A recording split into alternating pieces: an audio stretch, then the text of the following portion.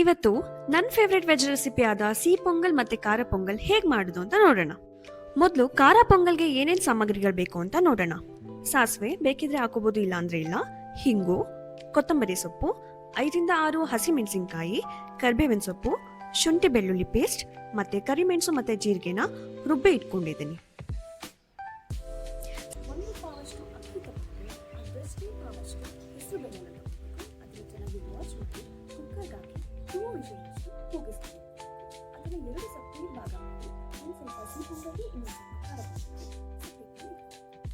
ಸಿಹಿ ಪೊಂಗಲ್ಗೆ ಏನೇನ್ ಬೇಕು ಅಂತ ನೋಡೋಣ. ಒಣ ದ್ರಾಕ್ಷಿ, ಹಚ್ಚಿಟ್ಕೊಂಡಿರುವಂತಹ ಬಾದಾಮಿ ಮತ್ತೆ ಗೋಡಂಬಿ, ಮತ್ತೆ 1 ಲೋಟ ಬಿಸಿನೀರಿಗೆ 4 ರಿಂದ 5 ಚಮಚ ಹಾಲಿನ ಪೌಡರ್ ಹಾಕಿ ಚೆನ್ನಾಗಿ ಮಿಕ್ಸ್ ಮಾಡಿಟ್ಕೊಂಡಿದ್ದೀನಿ. ಇವಾಗ ಮಾಡುವ ವಿಧಾನವನ್ನ ನೋಡೋಣ.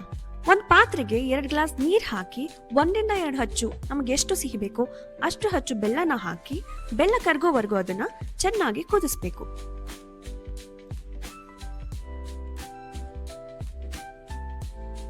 ನಂತರ ಅದನ್ನ ಸಪರೇಟ್ ಆಗಿ ಸೋಸ್ಕೊಂಡು ಒಂದ್ ಪಾತ್ರೆಗೆ ಟ್ರಾನ್ಸ್ಫರ್ ಮಾಡಿ ಇಟ್ಕೋಬೇಕು.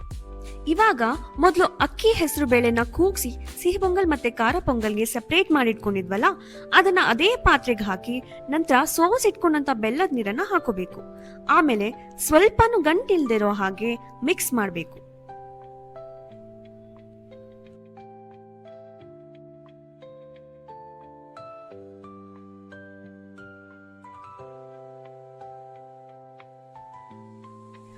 ಹಾಗೆ ಹಾಲಿನ ಪೌಡರ್ ಮಿಕ್ಸ್ ಮಾಡಿ ಇಟ್ಕೊಂಡಿದ್ವಲ್ಲ ಅದನ್ನ ಹಾಕ್ಬೇಕು. ಬೇಕಿದ್ರೆ ಹಾಲಿನ ಪೌಡರ್ ಇಲ್ಲ ಅಂದ್ರೆ ಹಾಲನ್ನು ಹಾಕಬಹುದು.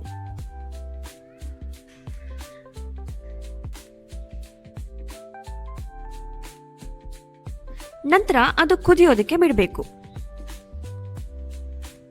ಇನ್ನೊಂದ್ ಕಡೆ ಖಾರ ಪೊಂಗಲ್ಗೆ ಕೂಗ್ಸಿಟ್ಕೊಂಡಿರೋ ಸಪ್ಪೆನ ಯೂಸ್ ಮಾಡ್ಕೊತಾ ಇದ್ದೀನಿ. ಅದಕ್ಕೆ 2 ಸ್ಪೂನ್ಸ್ ಅಷ್ಟು ಎಣ್ಣೆ ಹಾಕೊಂಡು ಹಚ್ಚಿಟ್ಕೊಂಡಿರೋ ಮೆಣಸಿನಕಾಯಿ, ಕರ್ಬೇವಿನ ಸೊಪ್ಪನ್ನ ಹಾಕಿ ಚೆನ್ನಾಗಿ ಫ್ರೈ ಮಾಡ್ಕೋಬೇಕು.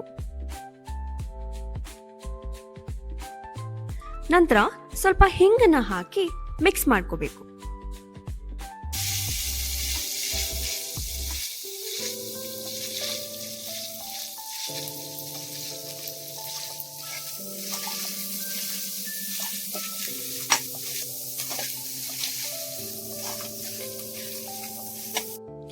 ಅರಿಶಿನ ಹಾಕೋತಾ ಇದ್ದೀನಿ. ಸ್ವಲ್ಪ ಜಾಸ್ತಿನೇ ಹಾಕೋಬೇಕು, 1 ಸ್ಪೂನ್ ಅಷ್ಟು, ಬಿಕಾಸ್ ಒಳ್ಳೆ ಕಲರ್ನ ಕೊಡುತ್ತೆ.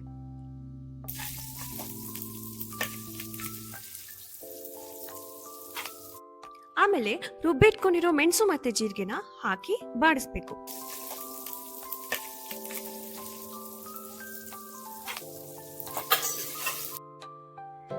ಟೂ ಸ್ಪೂನ್ಸ್ ಅಷ್ಟು ಶುಂಠಿ ಬೆಳ್ಳುಳ್ಳಿ ಪೇಸ್ಟ್ ನ ಹಾಕಿ ಮಿಕ್ಸ್ ಮಾಡಬೇಕು.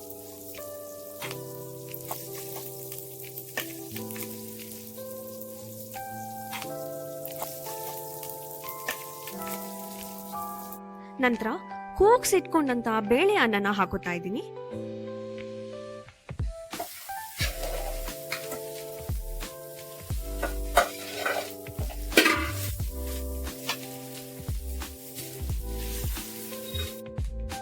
ಎಷ್ಟು ತೆಳ್ಳಗ್ ಬೇಕೋ ಅಷ್ಟು ನೀರನ್ನ ಹಾಕೊಂಡು ಮಿಕ್ಸ್ ಮಾಡ್ಕೋಬೇಕು.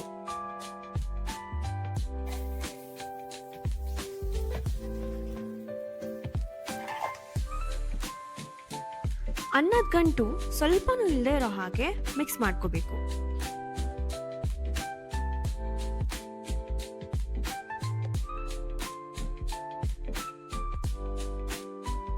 ಇವಾಗ ರುಚಿಗೆ ತಕ್ಕಷ್ಟು ಉಪ್ಪನ್ನ ಹಾಕೋತಾ ಇದ್ದೀನಿ.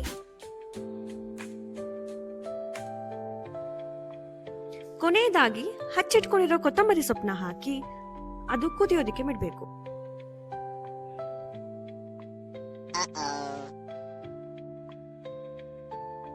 ಇವಾಗ ಸ್ವಲ್ಪ ಸಿಹಿ ಪೊಂಗಲ್ ಕಡೆ ನೋಡೋಣ.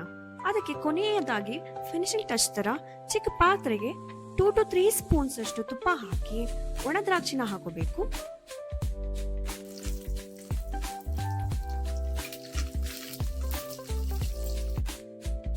ಅದು ಕಂದು ಬಣ್ಣ ಬಂದ್ಮೇಲೆ ಚಿಕ್ಕದಾಗಿ ಕಟ್ ಮಾಡ್ಕೊಂಡಿರೋ ಗೋಡಂಬಿ, ಬಾದಾಮಿ ಹಾಕಿ ಬಾಡಿಸ್ಕೊಳ್ಬೇಕು.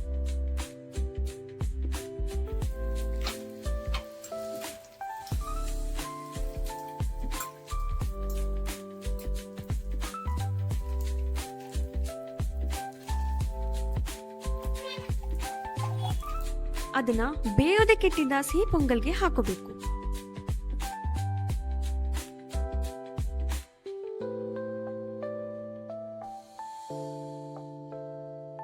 ನಂತರ ಸ್ವಲ್ಪನೂ ಗಂಟಿಲ್ದೇ ಇರೋ ರೀತಿ ಚೆನ್ನಾಗಿ ಬಾಡಿಸ್ಕೋಬೇಕು.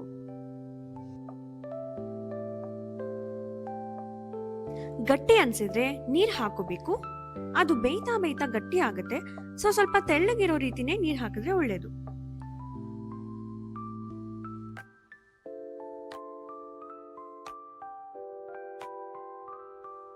ಒಂದ್ಸಲ ರುಚಿ ನೋಡಿ, ಏನಾದ್ರು ಸ್ವೀಟ್ ಕಮ್ಮಿ ಅನ್ಸಿದ್ರೆ, ಈಗಿನ ಬೆಲ್ಲ ಅಷ್ಟೊಂದು ಸ್ವೀಟ್ ಬರಲ್ಲ, 2 ಸ್ಪೂನ್ಸ್ ಅಷ್ಟು ಸಕ್ಕರೆನ ಹಾಕೋಬಹುದು. ನೀವೇನಾದ್ರೂ ನಂತರ ತುಪ್ಪ ಇಷ್ಟಪಟ್ರೆ 2 ಸ್ಪೂನ್ಸ್ ತುಪ್ಪ ಹಾಕಿ.